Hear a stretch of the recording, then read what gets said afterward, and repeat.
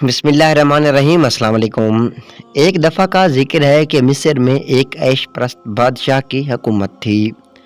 اس نے ملک میں اعلان کر رکھا تھا کہ جو بھی لڑکی شادی کرے گی وہ پہلی رات میرے ساتھ گزارے گی۔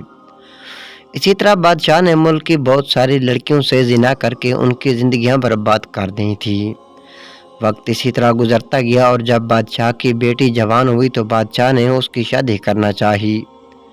اس خبر کا ملک میں شور مچ گیا کہ بادشاہ کی بیٹی کی شادی ہے، اس لیے اب بادشاہ کو پہلی رات اپنی بیٹی کے ساتھ زنا کرنا ہوگا، ورنہ ہم بادشاہ کے خلاف بغاوت کا اعلان کریں گے۔ بادشاہ بہت پریشان ہوا، لیکن وہ لالچی تھا کہ اگر میں نے بیٹی کے ساتھ رات نہ گزاری تو میری بادشاہت ختم ہو جائے گی۔ بادشاہ نے اپنے فیصلے پر قائم رہنے کا اعلان کر دیا، اور جب بادشاہ کی بیٹی کی شادی ہوئی تو بادشاہ نے اپنی بیٹی کو اپنے کمرے میں بلا لیا۔ پھر بادشاہ نے بیٹی کے منہ پر کپڑا ڈال کر اس کے ساتھ زنا کرنا شروع کر دیا۔ جب بیٹی کے دولہے کو اس بات کا پتہ چلا تو اس نے اس وقت بادشاہ کی بیٹی کو طلاق دے دی۔ اب بادشاہ بھی کسی کو منہ دکھانے کے قابل نہیں رہتا۔ پھر چند ہی مہینے گزرے تھے کہ بادشاہ مر گیا۔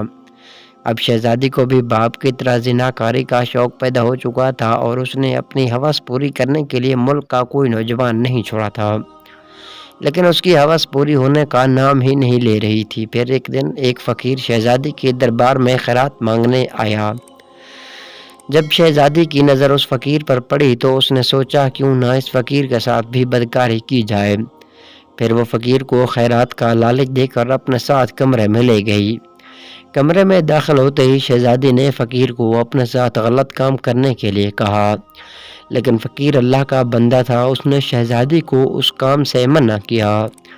لیکن شہزادی نے جیسے ہی زبردستی کرنا چاہی تو اس فقیر نے ایسا کلام پڑھا کہ شہزادی اس وقت تڑپ تڑپ کر مر گئی۔ برائی کا انجام ہمیشہ برا ہی ہوتا ہے۔ جی تو دوستو، اس کہانی کے بارے میں آپ کی کیا رائے ہے ہمیں کمنٹ باکس میں ضرور آگاہ کرنا۔ مزید اس طرح کی ویڈیوز دیکھنے کے لیے ویڈیو کو لائک اور چینل کو سبسکرائب کر دیں۔